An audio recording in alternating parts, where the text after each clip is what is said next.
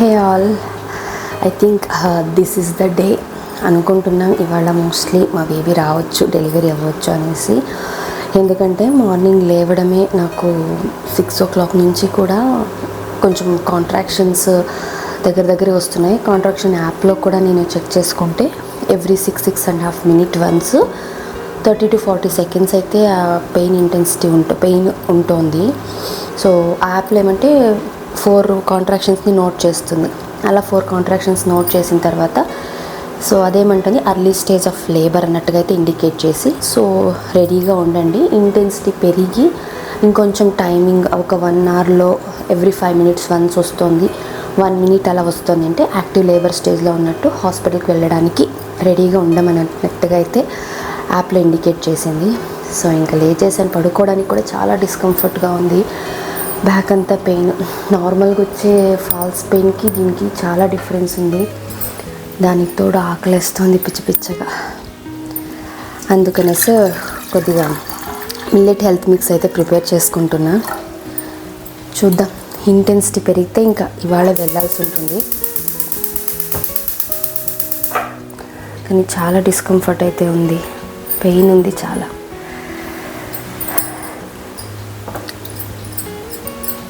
నేను ధన్వి టైంలో కూడా నాకు సేమ్ ఇలానే మార్నింగే పెయిన్స్ లైట్గా స్టార్ట్ అయ్యాయి. అప్పుడు కూడా ఇలాగే నేను నోట్ చేసుకున్నా.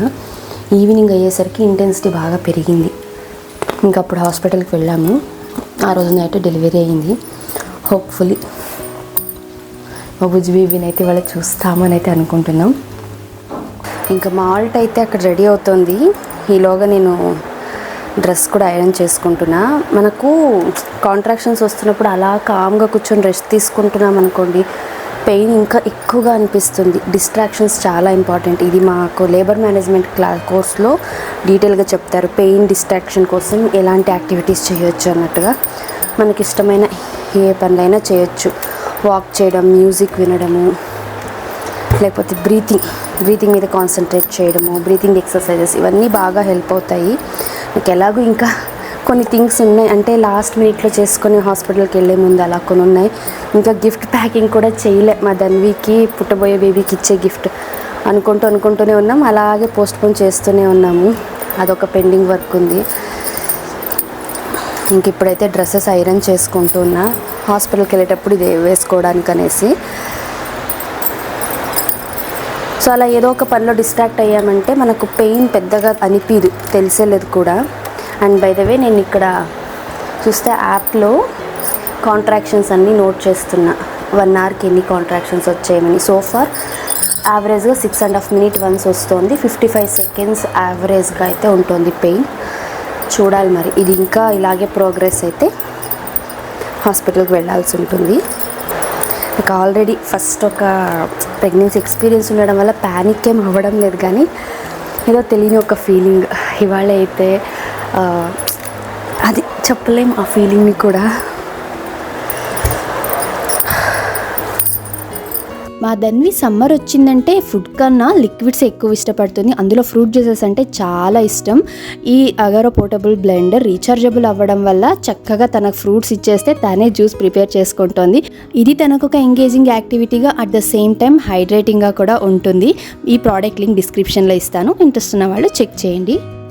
ముందుగా మీ అందరికీ పేరున చాలా థ్యాంక్ యూ అనేది ఒక చిన్న పదం, కానీ ఇంకా ఎలా నా గ్రాటిట్యూడ్ని మీకు చెప్పాలో అస్సలు అర్థం కావడం లేదు. డెలివరీ అయిందనేసి పోస్ట్ షేర్ చేసినప్పుడు మీలా అందరూ కూడా ఒక ఫ్యామిలీ మెంబర్, అంటే మన ఫ్యామిలీలో ఎవరికైనా డెలివరీ అయితే ఎంత హ్యాపీగా ఫీల్ అవుతారో అంత హ్యాపీగా ఫీల్ అయ్యారు. మీ విషెస్, బ్లెస్సింగ్స్ అందించారు, జాగ్రత్తలు చెప్పారు. నిజంగా అంటే మీ ఫ్యామిలీ మొత్తం కూడా చాలా హ్యాపీగా ఫీల్ అయ్యాం. మీరు పెట్టే ప్రతి ఒక్క కమెంట్, మెసేజ్ నేను చదువుతున్నా. కాకపోతే ఇప్పుడున్న నా కండిషన్ వల్ల రిప్లై ఇవ్వలేకపోయాను. అది కూడా మీరు అర్థం చేసుకున్నారు. మీరు ఇప్పుడు రికవరీ ఫేజ్లో ఉన్నారు, రెస్ట్ తీసుకోండి, మీకు టైం కుదిరినప్పుడే వీడియో షేర్ చేయండి, కమెంట్స్కి రిప్లై ఇవ్వండి అని. ఇంతకన్నా ఒక హ్యాపీ థింగ్ ఏముంటుంది? పర్సనలీ నేనెవరో మీకు తెలీదు, మీరెవరో కూడా నాకు తెలీదు. ఒక సోషల్ మీడియా ప్లాట్ఫామ్లో ఒకరికొకరు పరిచయము, ఇంత మంచిగా ఇంత లవ్ అండ్ సపోర్ట్ అందిస్తున్నందుకు చాలా థ్యాంక్స్. వన్స్ థింగ్స్ అన్ని సెటిల్ డౌన్ అయ్యాక మళ్ళీ బ్యాక్ టు నార్మల్ రొటీన్ వచ్చాక వీడియోస్ అయితే రెగ్యులర్గా షేర్ చేస్తాను అండ్ కమెంట్స్ కూడా రిప్లై ఇవ్వడానికి ట్రై చేస్తాను. మీన్ వైల్ నాకు తెలిసి కొద్ది రోజులు కమెంట్స్కి అయితే రిప్లై ఇవ్వలేను, మీరందరూ కూడా అర్థం చేసుకుంటారు అనుకుంటున్నాను. ఇంకా ఆ తర్వాత ఫ్రెష్ అప్ అయిపోయి పూజ చేస్తున్నాను. దేవుడి దగ్గర బ్లెస్సింగ్స్ తీసుకొని అంత మంచిగా జరగాలనేసి. నాకు యాక్చువల్గా 14th డ్యూ డేట్ ఇచ్చిండేదైతే 13th నాకు పెయిన్స్ స్టార్ట్ అయ్యాయి. డాక్టర్ అయితే ఫుల్ టర్మ్ వరకు కూడా వెయిట్ చేద్దామనేసి చెప్పారు. ఎందుకంటే నార్మల్ డెలివరీకి ట్రై చేస్తాం, ఛాన్సెస్ ఉన్నాయి అనేసి. చాలామంది అడుగుతున్నారు ఫస్ట్ సీ సెషన్ అయితే సెకండ్ కూడా సీ సెషనే అవుతుందా అనేసి. దీని గురించి నేను నెక్స్ట్ వీడియోలో అయితే డీటెయిల్గా షేర్ చేస్తాను. నాకైతే డాక్టర్ బేబీ 32 వీక్స్ ఆ స్కాన్లోనే సెఫాలిక్ పొజిషన్కి వచ్చారు, అంటే హెడ్ డౌన్ పొజిషన్కి వచ్చారు కదా.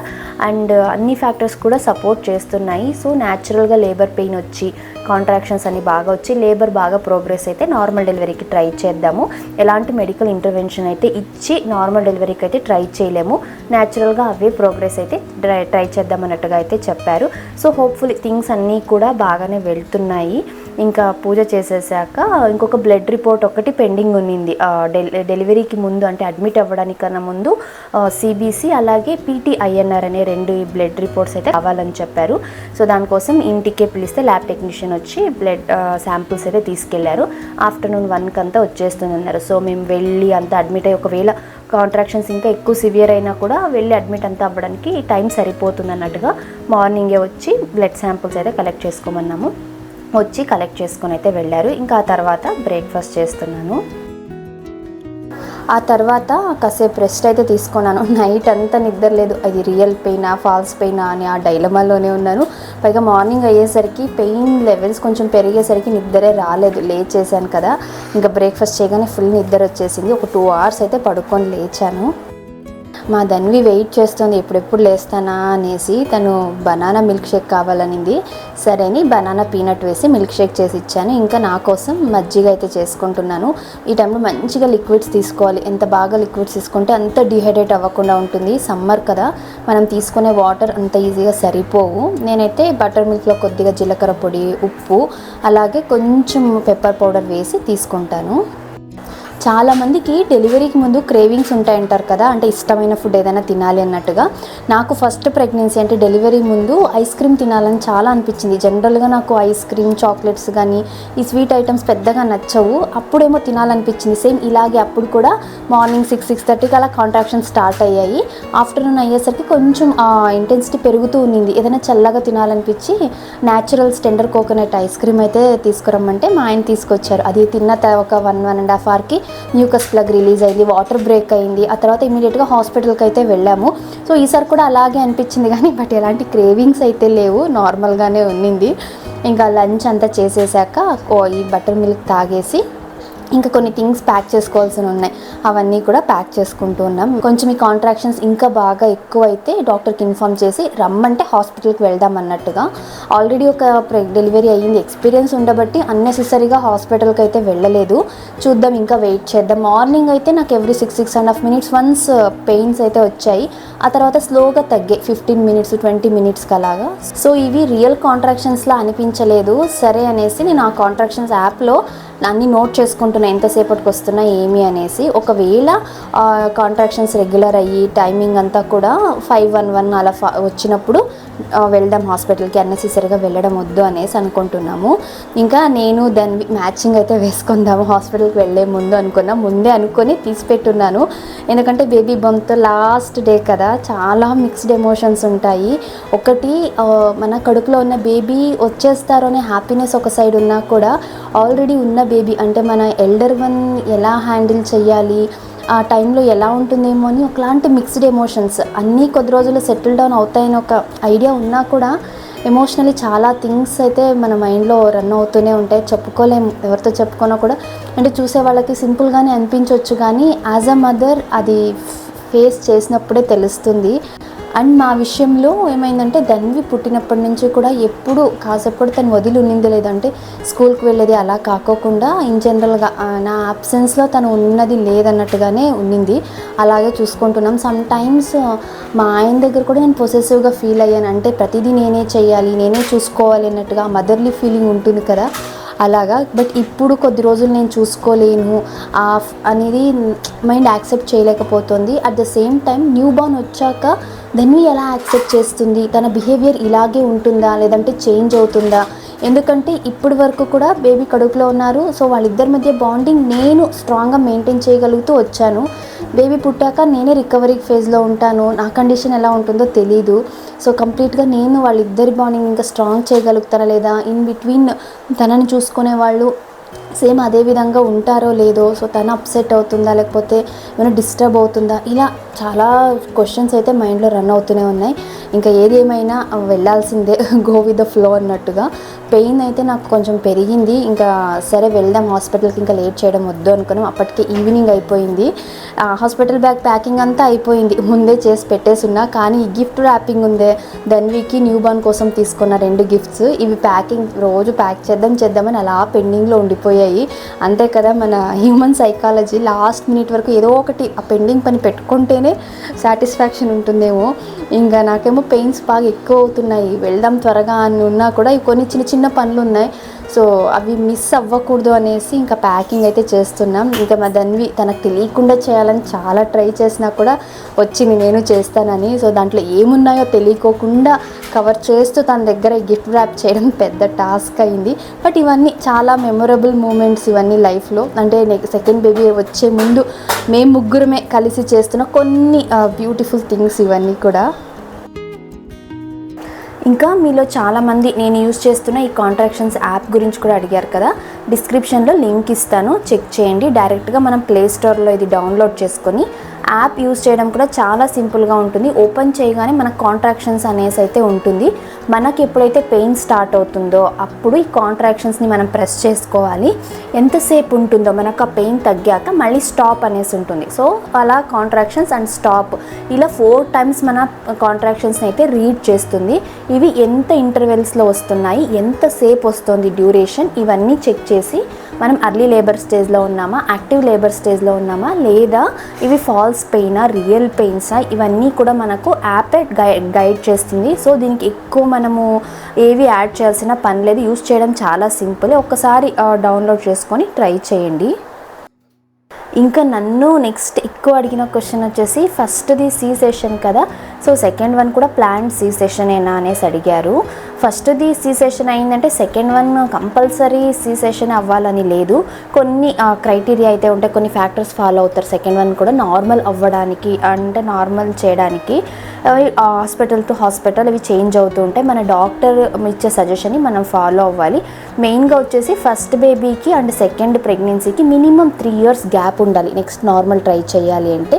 అండ్ బేబీ పొజిషన్కి వచ్చేసి ఉండాలి, అంటే హెడ్ ఆన్ పొజిషన్కి వచ్చి ఉండాలి. 9th month వచ్చేసరికి బ్రీచ్ పొజిషన్లో ఇలా ఉంటే ట్రై చెయ్యరు. అండ్ ఇంకొకటి ఏమంటే న్యాచురల్ లేబర్ పెయిన్ రావాలి, ఇండ్యూస్ చేసేలా కాకుండా, ఎలాంటి మెడికల్గా మనకు పెయిన్స్ తెప్పించేలా కాకుండా న్యాచురల్గానే పెయిన్స్ వచ్చి లేబర్ అనేది న్యాచురల్గా ప్రోగ్రెస్ అయ్యి డైలేషన్ అంతా కూడా బాగా అయితే నార్మల్ డెలివరీకి అయితే ట్రై చేస్తారు. ఇన్ కేస్ ఏదైనా ఎమర్జెన్సీ వచ్చి పెయిన్ ఇంటెన్సిటీ ఎక్కువ అయ్యి ఆల్రెడీ సి సెషన్ అయిన చోట కుట్లకి ఏమైనా ప్రాబ్లం అయినట్టుగా అయితే ఇమ్మీడియట్గా C section, emergency C section చేసే ఫెసిలిటీ కూడా ఆ హాస్పిటల్లో ఉందా లేదా చెక్ చేసుకొని మనకు డాక్టర్స్ వీబ్యాక్ అంటే vaginal birth after caesarean section చేస్తారా లేదా అనేసి అయితే చెప్తారు. మా విషయంలో అయితే అన్ని క్రైటీరియా కూడా ఫాలో అవ్వడం వల్ల doctor maximum normal delivery try చేద్దామని అయితే అన్నారు.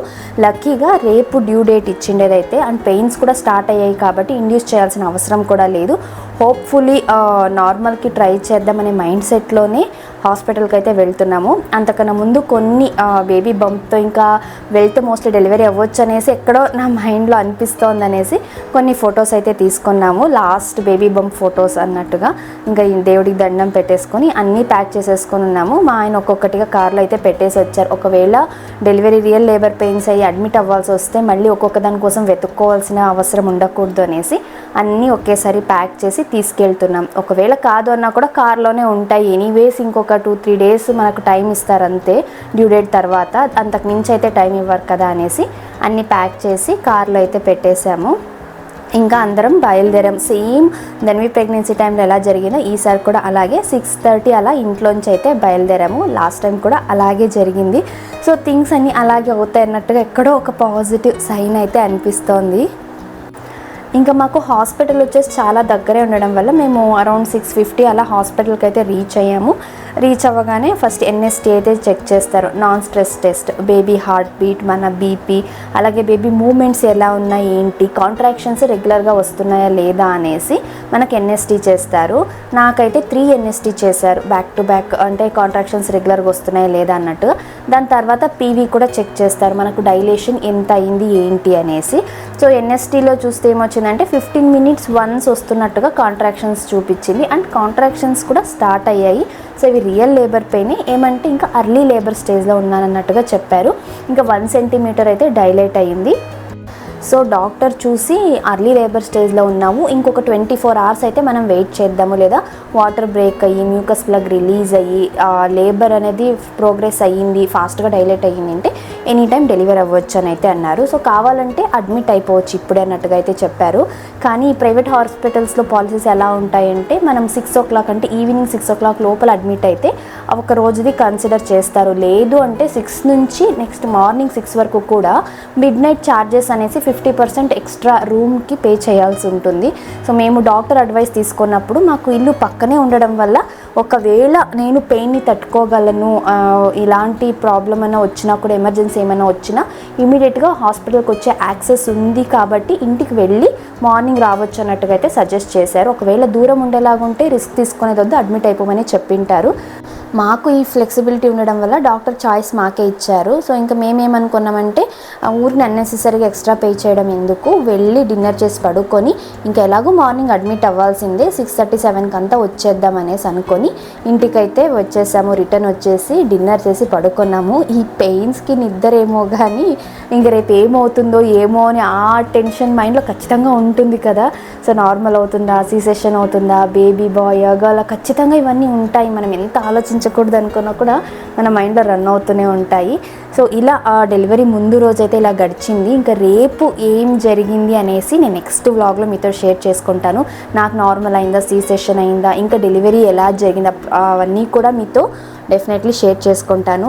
Stay tune. వీడియో నచ్చితే తప్పకుండా ఒక చిన్న లైక్ చేసి ఇంకా సబ్స్క్రైబ్ చేసుకోకుండా చూస్తున్నట్లయితే ఛానల్ని సబ్స్క్రైబ్ చేసుకోండి. కలుద్దాం నెక్స్ట్ వీడియోలో. Thank you for watching. Have a nice day. Bye.